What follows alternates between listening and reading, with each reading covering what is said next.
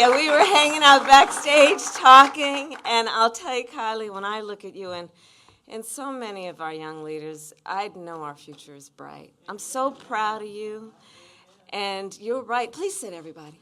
But you spoke the truth about Howard University, because that is absolutely right. And I think many of you know the first office I ever ran for was probably the most difficult campaign I've ever been in, and that was freshman class representative of what was then called the Liberal Arts Student Council.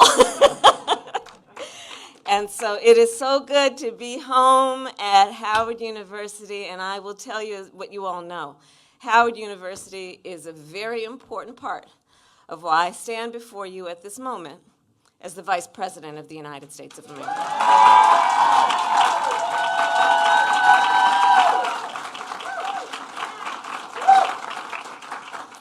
And Jamie Harrison, thank you for your leadership. And on that point today, I am pleased to announce that the Democrats are making a $25 million investment to expand the I Will Vote campaign.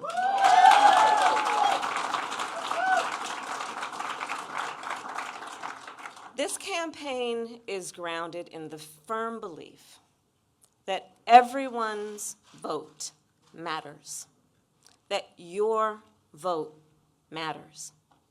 And we saw this in 2020. More Americans turned out to vote than ever before in the middle of a pandemic. America, you masked up. You mailed in your ballots. You did not let anything stop you from making your voice heard. And let's think about what happens when we vote. Let's look back at history. Howard teaches us to always remember our history. In 1964, Americans awakened by the Civil Rights Movement wanted the Voting Rights Act. They voted, and they got it. In 2008, millions of Americans were uninsured, underinsured, or were paying too much for health care insurance. Americans wanted affordable health care. They voted, and they got the Affordable Care Act. The same thing happened last year. In 2020, you called for a national vaccination plan. You voted, and now nearly 160 million Americans are vaccinated.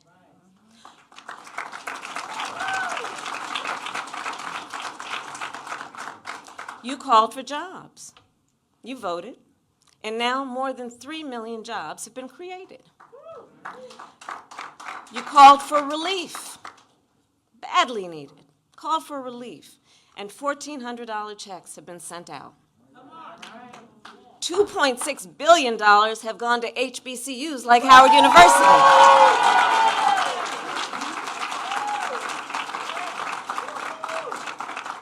And starting next week, because you voted, tens of millions of American families will get monthly checks for the expanded child tax credit.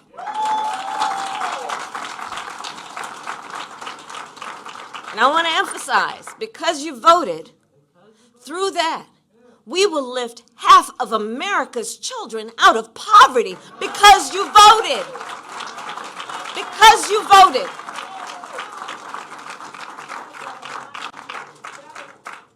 So think of our democracy as a call and response, and every election then as an opportunity for the American people to be heard. In 2020, you were heard, America. You were heard loud and clear. But there is another side to this story. So far this year, 17 state legislatures have enacted 28 new laws that will make it harder for Americans to vote. These bills, now, be clear about enacted, these bills have already become law. They are now on the books. And that's not to mention the nearly 400 bills that state legislatures are attempting right now to pass. You know what's going on in Texas right now. This all is designed, I believe, to make it harder for you to vote so that you don't vote. And let's talk about what exactly these laws will do. What will they actually do? Well, let's say in the last election you may have voted early because you work long hours. Well, these laws will cut early voting. Let's say your cousin voted by mail to avoid the long lines. Well, these laws will cut vote by mail. Say your coworker, say your friend next to you, friend,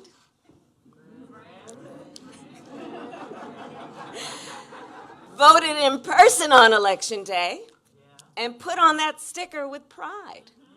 Well, these laws will make it difficult for folks who wait in line. These laws create obstacle upon obstacle. These laws make it harder for you to vote because they don't want you to vote. And so I will say again, your vote matters. Your voice matters. Your will matters. Your desire for yourself and your families matters. And regardless of who you are, where you live, what party you belong to, your vote matters. Your vote is your power. And so I say, don't let anybody ever take your power from you. Don't let anybody take your power from you, especially the power of your voice. We will not let anyone take away our power. And that's why we are all here together today. We're not going to let that happen.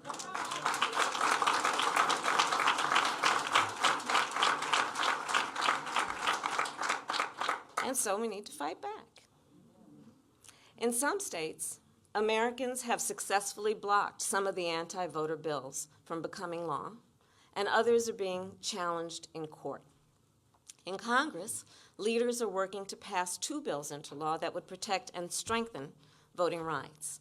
And there is another important component of our work together, and that is mobilizing to ensure Americans vote in the elections coming up ahead.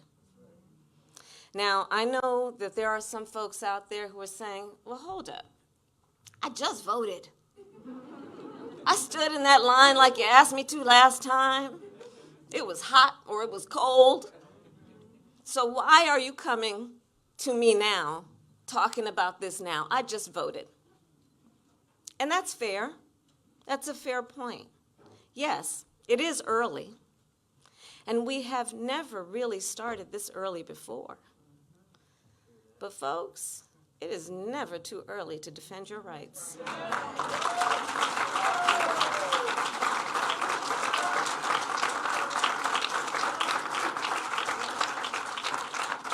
So with these new laws that have been passed or they're trying to pass, we have to start now to finish strong. And remember, this is not only about a national election. This is also about state and local elections. It's about who's going to be your sheriff or your mayor or your school board member.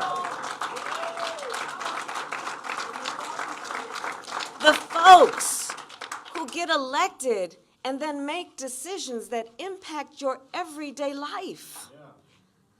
So America this year, next year, and every election year, the future of our nation is decided by us. You, the people.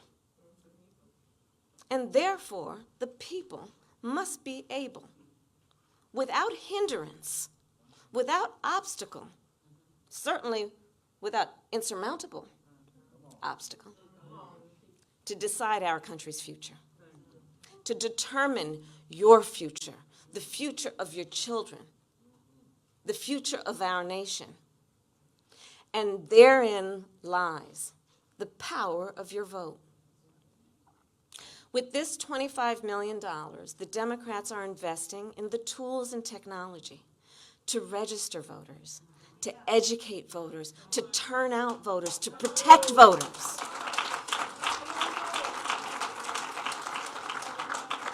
People say, what's the strategy? Well, I just outlined it.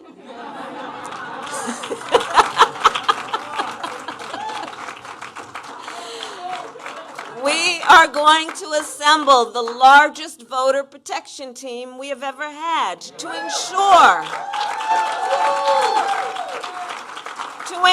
that all Americans can vote and have your vote counted in a fair and transparent process. And again, I want to make clear that this is about all voters. It's about all voters. This is not about Democrats or Republicans. This is about Americans. Let's be clear about that. And who is prepared right now to stand up for what we say are some of our fundamental values, some of the fundamental pillars to a democracy, to our democracy. That's what this is about. So we want to help you vote. And we want to help to make sure your vote is counted. And that is because our democracy is strongest when everyone participates, and it is weaker. It is weaker. Our democracy as a nation is weaker when people are left out. So this is the fight. This is the fight of our lifetime. This is the fight of our lifetime. We all stand on the shoulders of giants. We will always remember our history. We also understand their legacy and that we are a part of that. And in that way, there is a continuum. So I say, in that context, this is the fight of our nation's lifetime. And we need your help. If you are not registered to vote, register. If you are registered, make sure your friends and family are registered. And I'm going to give you a website. You know, I had to come with a website. Go to iwillvote.com, iwillvote.com, and go there to make sure you are registered. And visit there to get all the information you need about how to get folks involved, how you can become involved. And with that, let me end where I began. America, we know what our nation is made of. In 2020, you showed the world what our nation is made of. In the midst of a global crisis, let's remember that. In the midst of a global crisis, more Americans voted than ever before. That's important. Look back on moments of crisis, moments of suffering, as a measure of your strength, and what did you do in those circumstances? And know we are strong in a moment of crisis. People voted in numbers like never before. And that is a demonstration, is empirical evidence of the strength of our democracy and the determination of our people.